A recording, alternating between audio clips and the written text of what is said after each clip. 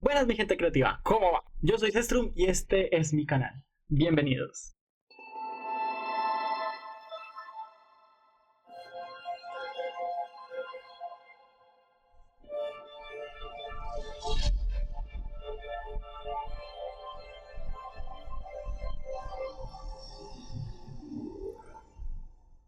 Ay, la escritura creativa, el único hobby conocido, creo, que no te pide nada más allá de simplemente la creatividad o de existir en general. Hay gente que lo hace bien, hay gente que lo hace mal y hay gente que aspira a poder hacerlo bien. Y para esa gente es que he venido hoy aquí. Mi intención es enseñarte a cómo escribir una buena historia, a coger el caldito Maggi de la RAE y empezar a cocinar una buena sopa de texto. Pero antes de empezar me gustaría filosofar un poco, pues como el arte está metido en este mundo, o bueno, más bien, como la literatura está metida en el mundo del arte, hay que pensarnos como creativos. Así que vamos a empezar en el episodio de hoy a hacernos preguntas. Al final, el objetivo con estas preguntas es definirnos como entes creativos y de aquí en adelante, pues ya no tener tan complicado el tema de la escritura creativa. Así que empecemos. Primera pregunta, ¿por qué quiero escribir? El por qué es una pregunta.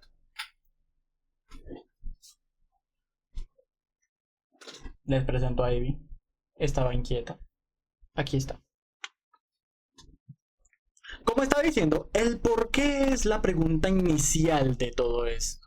Es lo que define el hobby o la disciplina. La gente siempre se la hace, aunque uno no la cuenta. Y otros, bueno, digamos que se nota que no se la hacen. Porque antes de ponerse a escribir, incluso a crear, se piensa, ¿a partir de qué impulso voy a empezar a crear? Te explico. Como artista, ilustrador y escritor que yo soy, te tengo que confesar algo. La creación artística viene de adentro, de las tripas. Y es muy difícil hacer un texto o hacer una creación artística sin que no tengamos este impulso humano. Hay algo como que no cuadra, como que no cuaja, como que le falta, ¿sabes? Puntualmente en la escritura creativa, nosotros agarramos un problema que sentimos y lo plasmamos en la obra. Este problema puede tener muchas variantes, después voy a hablar de eso. Y aquí voy a leer un poco. La emoción más antigua y poderosa de la humanidad es el miedo. Y la clase de miedo más antiguo y poderoso es el miedo a lo desconocido. ¿Te suena? ¿Ah? Yo sé que sí. Estoy hablando de Lovecraft, de su icónica frase con la que inicia su ensayo sobre la literatura de terror. Ahora, ¿cuál es el impulso que tiene Lovecraft detrás de esto? Para nadie es un secreto que Lovecraft era racista y xenófobo. Y la razón de esto es su crianza. Pues en su propia vida, sus padres entraron en un manicomio y de ahí pues se murieron de locura. O bueno, realmente el papá de neurosífilis y la mamá de una crisis nerviosa causada por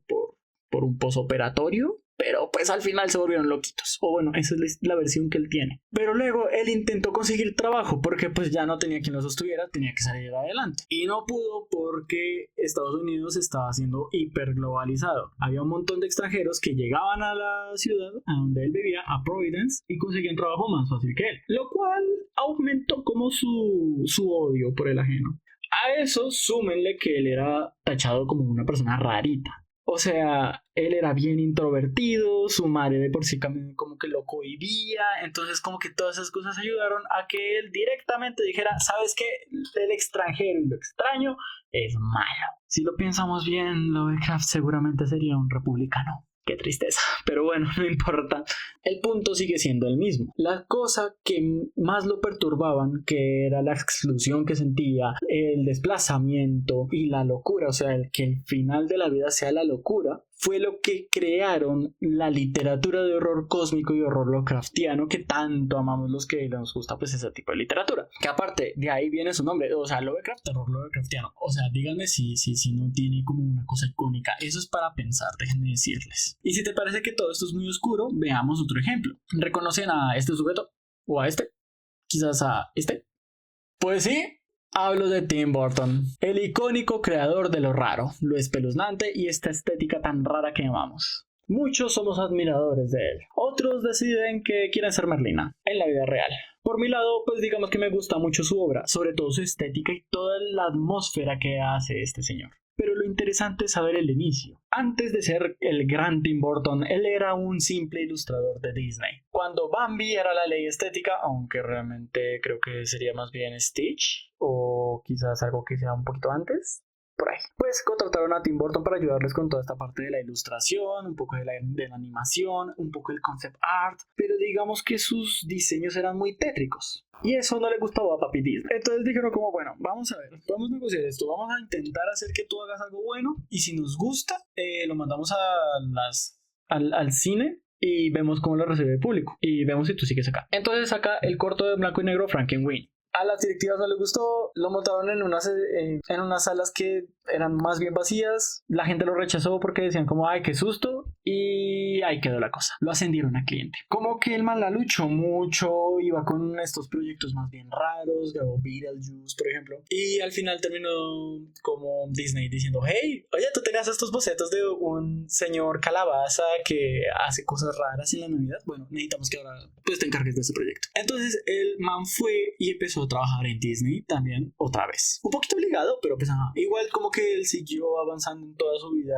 artística, su vida creativa, y pues ahora cuando vemos la obra de Tim Burton vemos una constante, pues nada más allá de su estética, ¿no? Obviamente aquí vamos a hablar de ya el tema, el grosso, el tema rico que nos trae a colación. Sus protagonistas son raros, son parias de la sociedad, son rechazados y tachados de locos. Son personas excéntricas. Incluso Tim siempre contrata a los mismos gatos de siempre, como a Johnny Depp o Helena Bonham. Y a mí me parece que es como una elección estética, o sea, él solamente trabaja con lo raro. Y pues resulta que si uno ve la historia de Tim Burton, sus gustos, sus cosas, vamos a ver una constante, que a él le gustaba lo raro. Y por esa razón fue rechazado, justamente por su excentricidad. Y a partir de esa excentricidad es que agarra todo para poder crear. En sus creaciones ningún personaje es normal. En sus universos todo es raro. Y si no es raro, pues no es Tim Burton. Y es por eso que yo planteo la siguiente premisa. El arte surge a partir de los problemas mentales, incomodidades sociales, problemas personales y un largo etcétera de nosotros los artistas, o sea, de nuestros problemas internos. Y esto aplica para artistas tanto pictóricos como literarios, como dramaturgos, como fotógrafos y un largo etcétera. Ahora, si haces ilustración, bueno, eso es otra cosa, amigo. Aquí ya este no es tu campo. Pero bueno, dicho eso, que ya vemos que como que hay cosas que hay adentro, o sea, el qué va relacionado con lo que tenemos adentro, pues vamos a la siguiente pregunta. ¿A quién le escribo? ¿A quién corresponda? Siguiente pregunta. Nada, te creas. Todas las obras tienen una edad mínima para ser consumidas. Por esto es que en el cine y en los videojuegos existen las clasificaciones. Porque es diferente un videojuego de, no sé, más 18 a un videojuego de más 12, por ejemplo. Y por eso es que ahora, haciendo mi primer video, voy a meter las manos al fuego de la funa. Y es algo que nunca creí defender. He visto muchas cosas de Alas de Sangre. La mayoría son cosas malas. Y ni hablar de Morning Glory Making Farm. Qué porquería esa obra. Pues resulta que he estado viendo muchos videos de gente literata versada que habla y opina sobre estos libros. Y me doy cuenta de algo. Si ellos leen novela erótica, no parece. O sea, están haciendo el mismo trabajo de un comentarista de fútbol en un partido o torneo de ajedrez. ¿Cuál es el sentido detrás de eso? Ninguno. Un comentarista de fútbol, imagínenselo, narrando como una persona mueve un peón. O sea, puede ser divertido, pero no es el deber ser. Pues resulta, pasa, sucede, acontece que los que opinan de estos libros en su mayoría no leen literatura erótica. Y pues si lo hacen, pues deberían saber a qué se están ateniendo. Ignoremos Morning Glory Farming House porque no voy a hablar mucho de eso, pero pues igual entra en este tema, pero pues qué bueno, esos ya son otros extremos. El punto igual es el mismo. A quien va dirigido la obra de Alas de Sangre es un público diferente al alguien que escribe, no sé, por ejemplo, La Casa de los Espíritus. Son dos públicos muy diferentes. O sea, el perfil de una persona que tú dices, ay, voy a leer Alas de Sangre, te lo imaginas muy diferente a una persona que dice, voy a leer La Casa de los Espíritus. Pues resulta que el público objetivo es una cosa, es un término que se usa mucho en la publicidad, pero que aquí voy a traer a colación. Es básicamente a quién le voy a vender mi producto. Esto lo dice la publicidad. El público objetivo es esa persona que va a consumir un producto porque yo le estoy vendiendo a ese público objetivo. Un ejemplo de esto es Miniso. Ustedes no van a ver a un metacho, no creería yo por lo menos, entrando al Miniso porque dice, ay, voy a comprar uno de estos peluches que se ven muy, muy bonitos. No, Miniso le vende a un grupo específico de personas. Y pues en la creación literaria hay que pensar un poco más de lo mismo. ¿Quién quiero que me lea? ¿Cuál es la persona que yo digo voy a venderle mi libro? Tomemos el ejemplo anterior. Tú lees las novelas de fantasía. como El Señor de los Anillos, o digamos que lees terror, como It, o digamos que lees literatura del boom latinoamericano, como Rayuela. Entonces aquí yo digo, ¿qué haces leyendo algo como novela de fantasía erótica? Que está en su nombre, está en el nombre del mismo género. Pues ahí como que ya no tiene sentido que tú quieras leer eso. Si bien tú lees fantasía, ya cuando te agregan en erótica es porque tú te estás centrando o vas a tener que esperarte un género al que no estás acostumbrado a leer. Ahora, si tú también lees 50 sombras de Grey, puedes decir, bueno, es que entras un poquito en el nicho. Pero igual, pues ahí tienes que considerar muchas cosas. Hay que tener un poco de sentido común, mejor dicho. Si tú vas a consumir algo, tienes que esperarte ese algo. O sea, ¿les falla o qué esperan encontrar? Ahora, hay otras cosas en las que yo sé que falla las de sangre, como la verosimilitud y todas estas cosas. Pero ese no es el tema de este video. No estamos hablando de verosimilitud, estamos hablando de a quién carajos voy a venderle mi libro para que lo lea. Y entre esa venta de a quién le quiero vender mi libro o mi texto, pues entra el hecho de decir, oye, tú, yo, ¿lees erótico? No, entonces a ti mi texto no te importa. Ese es el punto al que quiero llegar. Y por si les gusta hacer de bomberos, quiero aclarar nuevamente. Esto no es un ataque a los múltiples canales de literatura que hay que le hicieron videos a las de sangre. O a las más de 1001 cuentas en TikTok que dieron su opinión sobre este libro. O bueno, mentira, a los de TikTok sí. Odio Bookstagram. No, ¿cómo se llama? Bookstagram o BookTok también. No, simplemente ignórenlo. La literatura no es consumista a ese nivel, ignórenlo. Yo lo que digo es que si eres lector y te gusta un género, es por algo. Y si te gustaría explorar otros géneros, pues adelante. Nadie te va a decir que no. Pero recuerda investigar un poco el texto que estás a punto de leer, investigar el texto, su autor y otros temas que van al lado de esto que ya pues entra a colación cuando tú vas a leer un texto, como digamos el momento en el que fue escrito, como digamos los géneros que están ahí, como digamos si ya quieres hacer un poquito de arqueología literaria, pues ver cuáles son los referentes. Claro, es una tarea muy grande, muy ardua y muy cansona, pero si tú quieres saber qué es lo que vas a leer, digo yo, es necesario. Por lo menos autores que no son tan conocidos o que si ves que son conocidos, pues a ver, hombre, yo sé que esta autora escribe esto, voy a ver de dónde viene, cuáles son sus textos. Y así te evitas sorpresas y muchos dolores de cabeza y te ahorras un poco de plata. Pero recuerda, siempre investiga antes de comprar compulsivamente. Y ese es el conflicto que tengo con TikTok. Ahora, eso está en lo consumidor. Aquí queremos ser escritores. Yo como escritor, ¿qué tengo que pensar? Pues piensa antes de crear. ¿Tú qué consumes? Al final, nuestros primeros referentes son las obras que leemos. Por mi lado, leí Guerra Mundial Z. Si tienes fantasía, es diferente lo que tú vas a escribir a que digamos tú lees, no sé, Rayuela o La Ciudad y los Perros. Es diferente escribir si leíste a Tolkien a si leíste a Stephen King. Es diferente si lees a Borges o a Kafka. Es diferente todo lo que tú lees de acuerdo al público objetivo al que quieres. La diferencia de todas estas lecturas es que cada público, o bueno, cada nicho tiene su público objetivo. Digamos, alguien que lee autoayuda, es muy difícil que vaya a leer algo que tenga que ver con, no sé, crítica social a un sistema, como lo haría Brandon Sanderson. Al final, el público objetivo termina cerrándose en géneros incluso. Por eso es que te recomiendo lo siguiente. Si piensas en un público objetivo de tu novela, o de tu cuento, o de tu texto, piensa más que todo en el género. Luego métete en el tema, en la idea y en otras cuestiones estéticas, pero ya después vamos a hablar de eso. En este punto quiero que pienses más en el género y en qué tipo de gente consume ese género, porque aunque no sepas qué escribir, ya sabes en qué género te quieres inscribir, y eso es diferente, porque incluso tú mismo te vuelves tu propio cliente, tu propio público objetivo. Y digamos que tú eres como yo y te da pereza ser un buyer persona, entonces pues simplemente te agarras a ti y dices qué es lo que yo leería y empiezas a escribir a partir de esos gustos personales. Muchos escritores hacen eso, y si te digo la verdad, yo soy parte de ese grupo. Dicho eso, tercera pregunta: ¿para qué crear historias? O sea, la finalidad. Carl Jung postulaba que para tratar la sombra hay múltiples formas de hacerlo.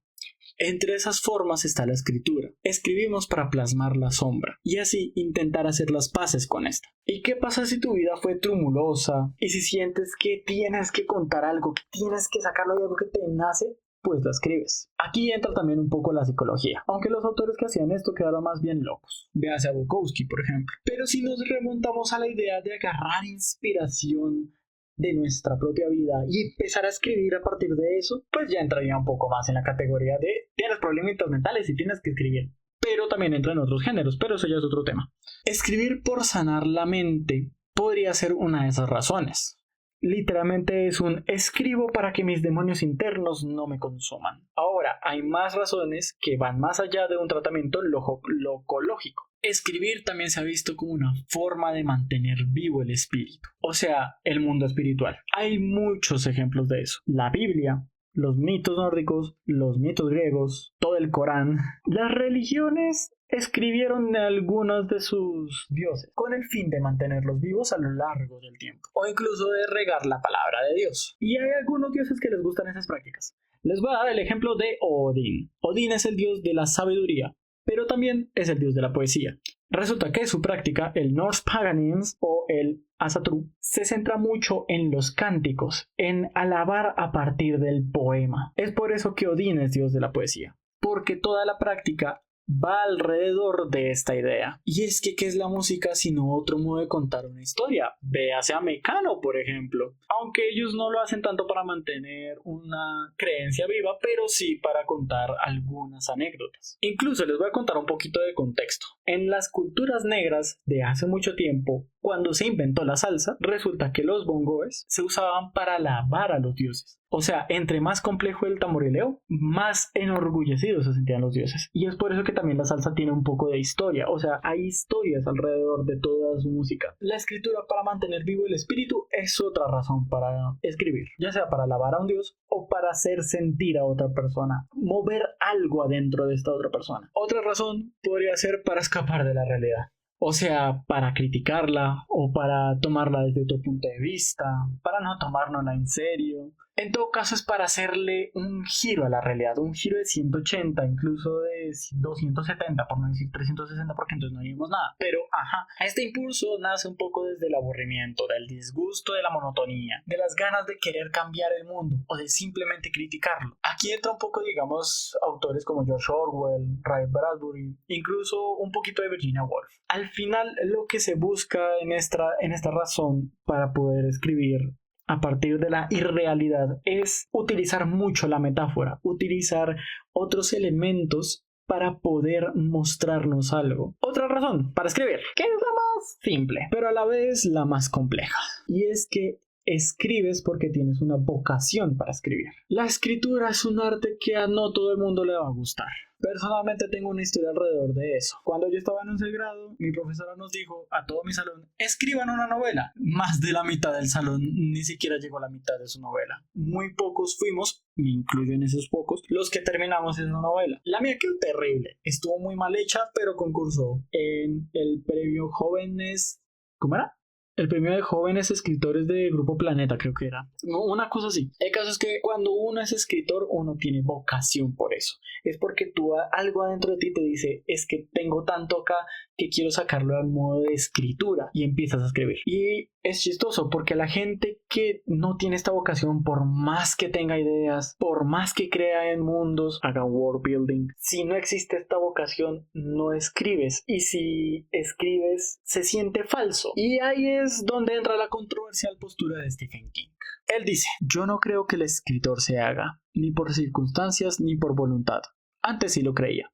Es un accesorio que viene de fábrica y que, dicho sea de paso, no tiene nada de excepcional. Y si a ti te parece que esta razón está un poco violenta, es porque lo es. Es literalmente el típico profesor de universidad que te dice, usted no debió estudiar esto, yo no sé por qué está estudiando esto, usted debería salirse de la carrera. Ese es literalmente King en este momento. Pero hay algo que yo no puedo negar, y es que a la hora de la verdad, quien te va a juzgar por un texto no vas a ser tú. Será quien lea tu texto. Y aquí también entra el cómo recibimos el feedback. Pues resulta que escribir no es una tarea de solo uno, sino de muchos. Uno va con un segundo, un tercero, un cuarto, un quinto, y les dice a todos ellos, hola, lee mi texto, dime qué piensas. Y si ellos te dicen, no me parece que está bien escrito, no, es que te falta esto, no, es que no sé qué, y tú no sabes recibir esas críticas, pues ahí se cae todo. Esto ya es una cosa general del arte realmente. El que no sepa recibir críticas te va a hundir en la miseria, porque la perfección no es humana, y un texto no puede aspirar a ser perfecto, pero sí cercano a eso. El arte, sea escrito o sea visual, tiene que exponerse a un otro. Siempre, sí o sí. Al final lo que uno hace con el arte es mover el alma de otra persona. Y si tú no tienes el efecto deseado con tu obra, o si es fuertemente rechazada,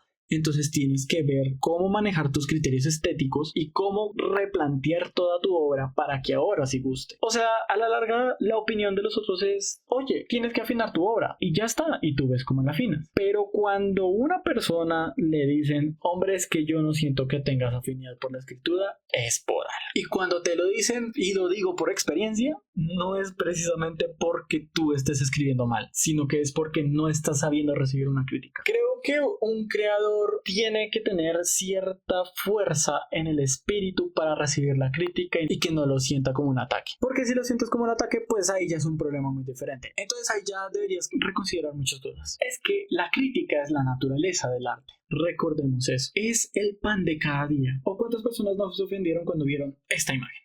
Y es que si un escritor no puede asumir el peso de las palabras, tu texto está horrible, pues entonces digamos que no tienes mucha cabida en el mundo de la creación literaria. O así es como yo lo interpreto. La opinión de King ya se va mucho más allá. Se va hacia el lado de si tú no sabes aceptar una crítica, si tú no sabes recibir un comentario, si tú no sabes aprender de esto y si tú tampoco tienes el talento ni tampoco tienes algo, ese impulso, no importa lo que hagas, no importa lo que estudies, no va a valer la pena lo que escribas. Es un poco exagerado, lo sé. No es mi punto de vista, es un punto de vista de aquí. Y por eso digo que este es el punto más controversial desde mi punto de vista. Y es que es un punto en el que prácticamente se cierra la mente y se cierra a nuevas ideas. Al final, la creatividad y el arte son disciplinas que uno desarrolla a lo largo de su vida. Y si tú te encierras y te cohibes por ese rechazo, pues entonces nunca vas a desarrollar nada. Es mejor salir de la caja y empezar a crear, aunque esté mal. Eventualmente saldrá algo bien. A la larga, algo que plantea Isaías Peña en su texto es que escribir es como carpintería. Uno tala el árbol y empieza a trabajar la madera hasta que tienes un bonito mueble. Es la misma situación con la escritura creativa. Ahora vamos con otra razón un poquito menos controversial y para bajar ya un poquito los humos, ¿sí? Aunque esta es más bien romántica. Pero por los temas actuales como el manejo de la IA y todo esto, hay que mencionarla. Y es que escribimos porque somos humanos. Remitámonos a la sociedad de los poetas muertos. No leemos y escribimos porque sea tierno. Escribimos y leemos poesía porque somos miembros de la humanidad. Y la humanidad rebosa pasión. La medicina, leyes, administración, ingeniería son muy nobles y necesarias para sostener la vida. Pero la poesía, belleza, romance, amor, es por eso que vivimos. Con el auge de la IA, el arte se ha visto contra la espada y la pared. Hay textos que son claramente escritos por IA, y más porque se sientan repetitivos. Y hay otros que se nota que es el esfuerzo del autor. El tema aquí, que es el punto con el que uno tira toda la idea de que la IA nos va a reemplazar a nosotros los artistas, es que la IA por sí sola no crea. Necesita un humano detrás que le diga qué hacer, que le direccione, un prompter. Y eso aplica para todo. En TikTok, porque todo pasa en TikTok, qué fastidio, alguien puede decirme por qué todo pasa en TikTok. Hay un montón de gurús del nuevo siglo diciendo, ay, escriban libros con IA y los venden en Amazon. Así es como yo hice $5,000 diarios. Y pues no, realmente lo único que quieren hacer es venderte un mal libro o un mal curso hecho con IA. Y es que a mí me parece que éticamente está muy mal el uso de la IA desde ese lado. Que existe eso, pero no debería ser así. En todo caso, usan la excusa del arte para alimentar un mercado que de por sí ya se está tambaleando. Al final lo único que están buscando hacer es que todo el mundo consumamos IA y al final todos nos vamos a aburrir y vamos a estar faltos de creatividad humana. Y ahí es cuando tenemos que hablar de la estética. La estética es una rama de la filosofía que habla de la imagen en todos los campos sensoriales. Y hay un tema con la estética que yo no he escuchado hablar cuando hablamos de IA para creación de imagen o de texto o de cualquier cosa. Y es que hay una estética de la IA. La IA tiene un sentido estético que roza con el valle inquietante, que cada vez busca separarse más de él. Pero igual existe ese valle inquietante. Recordemos el concepto de valle inquietante. El valle inquietante es una curva de aceptación que, si no estoy mal, es esta, en donde se ve hasta qué punto aceptamos algo que sea robótico y que no se acerque tanto al humano. Eso pasa con la IA. Busca hacer textos genéricos o imágenes genéricas. Porque la IA funciona a partir de probabilidad. O sea, es por eso que todo lo que escribe la IA suena como falso. Porque hay algo en lo orgánico que es difícil probabilizar. Y claro, eventualmente va a alcanzar la perfección humana y todas esas vainas. O más bien la imperfección humana, si me lo preguntan a mí. Pero pues igual la función de la IA sigue y seguirá siendo a punta de probabilidad. Y es que ahí el tema, la creatividad no es de probabilidad, es de combinación y de conexiones. Es por eso que un escritor humano, 100% humano, gana valor. Un texto humano gana valor. Porque no escribo algo perfecto, busco escribir algo humano. Busco hacer sentir a la otra persona. Me pienso cada palabra para poder hacer que el otro humano que me está leyendo diga y sienta algo adentro de sí. Un escritor tiene criterio estético y si escribe en un mundo que es automatizado, se vuelve una creación artística y rebelde. Es por eso, como decía Mr. Keating, que escribimos porque somos humanos y más en este mundo. Ahora, si me lo preguntan a mí, yo estoy a favor de usar la IA, pero para ciertas cosas, no para escribir un texto desde cero, ni para que me escriba algo completamente desde cero, no. Si tú quieres, digamos, cambiar la voz de algo, escribe tú ese algo, lo pasas a la IA y que la IA te lo haga. Entonces también sirve mucho como corrector o como editor, más bien. Como que si tú ves que hay flojos en el texto, te ayuda a que no esté tan flojo. Claro, tienes que tener un prompt atrás diciendo necesito que me hagas esto, no sé qué, prometo que traeré ese video. Es muy interesante usar la IA como un apoyo para la escritura creativa, pero no como la escritura creativa en sí. Yo considero que si usamos la IA en la creación literaria, tiene que estar fundamentada bajo el uso de es que necesito a alguien, un lector más que me vea, que tenga el filtro de un escritor. Y es ahí cuando lo veo necesario, cuando necesito feedback, más no cuando necesito crear un texto desde cero. Ahí sí, ¿quién tiene la razón? En fin, dejando esto de lado y como vieron, razones para escribir hay muchas. Y la gracia está en saber cuál es mi razón. Aquí mencioné unas cuantas, mencioné el por qué existen y algunas otras cuestiones alrededor de esto. Pero recuerda algo, si consideras que tu razón no está aquí, es igual de válida. Incluso si nos la dejas en los comentarios y todos podemos ver por qué escribes, sería fabuloso. Quizás encuentres a alguien que tiene el mismo impulso que tú. Al final, nosotros escribimos porque tenemos una razón para hacerlo. Y eso es lo más hermoso de la escritura creativa. Pero bueno, ahora que tenemos todo esto, viene la parte más divertida. La razón que nos ha traído a todos a este canal, a este preciso momento de la vida, en este preciso video. Y es nuestra última pregunta. ¿Y ahora qué chotas escribo? Esta pregunta incluso podría ser el punto inicial del video, pero decidí dejarlo al final porque soy cruel. Y es que tenemos que pensar en el texto como un lenguaje estético. Al final lo que buscamos con la literatura es mostrar una imagen. O dicho de forma vulgar, que esta pregunta es para ti, que quieres escribir y que es la única que te importa, básicamente. Pues bien, el escribir a la hora de la verdad nace de todas estas preguntas. Aunque si me lo preguntan a mí, todo está conectado. Agarra un poco de inconformismo, un mililitro de literatura juvenil y le agregas una pizca de existencialismo. Y voilà, ya tienes una cosa para escribir. ¿Que esto no te sirve? Pues puedes agarrar el método de King. Agarra dos situaciones y combinarlas. Así nació Carrie, muy literalmente. O si quieres que sea un texto diferente, algo único y muy fantasioso, pues te pones a hacer world building. Y uno bien denso. ¿Qué quieres hacer? Una fantasía oscura donde un dios creó un mal que hizo no sé qué más vainas y ocurren estas otras situaciones. Pues puedes hacerlo. Pero recuerda, si vas a hacer un world building así de denso, ¿qué vas a escribir después? Agarra una situación cotidiana y métela dentro de ese mundo. ¿Tiene sentido? ¿Sabes cómo resolverlo? Espero que sí. O igual siempre puedes hacer que un grupo de chicos va a derrocar al gobierno. No tenemos suficientes novelas de eso, para nada. Pero sí, en definitiva, que si no tienes ideas, pues entonces agarra un texto, saca la trama principal y escribe a partir de esa trama un texto nuevo. Al final estás copiando como un artista. Y si piensan que sus últimos plagio, pues se equivocan. Porque recordemos que Sanderson lo hizo con Mistborn, ya que agarró El Señor de los Anillos, le cambió un poquito y creó Mistborn. Porque recordemos lo que decía un brother llamado Joseph Campbell en su texto El héroe de las mil caras. Todas las historias ya existen. Y todas las historias tienen el mismo héroe. Todo va alrededor de la misma estructura. Pues creemos a partir de esa misma estructura. Todos, no importa quién, todos. todos. Al final eso no es plagio, es que ya todo está creado. La creación y la creatividad a la larga es eso, es agarrar dos cosas diferentes, combinarlas y generar algo. Casi siempre hay una constante, pero no es usual. Y eventualmente entre esas mezclas se creará algo nuevo. Pero esas nuevas creaciones nacen a partir de la experimentación, de la creación y de la creatividad. De hecho, de ahí viene todo este término de creativo, creador. Al final la escritura es un impulso y nosotros tenemos que ver cómo la aprovechamos. Y eso fue todo en este primer video de mi canal. Algo intenso, yo sé. Y si te dejé con algunas crisis existenciales de paso, pues perfecto. Si te gustó, suscríbete, activa la campanita, trataré de subir video más o menos constante y así YouTube te avisará cada vez que comparto un nuevo video. Y quizás eventualmente encuentres otras respuestas que no sabías que necesitabas. Si te gustó, dale like y cuéntame en los comentarios. ¿A ti por qué te llama la atención escribir? Las mejores respuestas las pondré en el siguiente video. ¿Qué les parece eso? Y si consideras que esta información es útil para alguien, te invito a compartirla.